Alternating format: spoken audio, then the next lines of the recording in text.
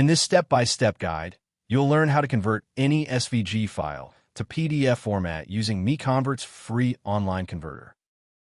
Step 1. Open Google and type SVG to PDF MiConvert. Click the first search result to open the converter page. Step 2. You should now see the SVG to PDF converter page. Everything you need is right here on one page.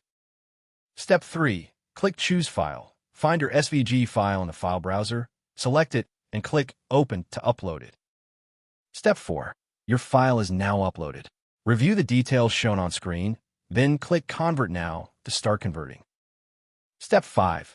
Wait for the conversion to finish. The progress bar shows how much is done. It won't take long. Final step. Click the Download button to save your converted PDF file. That's the entire process, simple and free. You've just converted SVG to PDF in under a minute.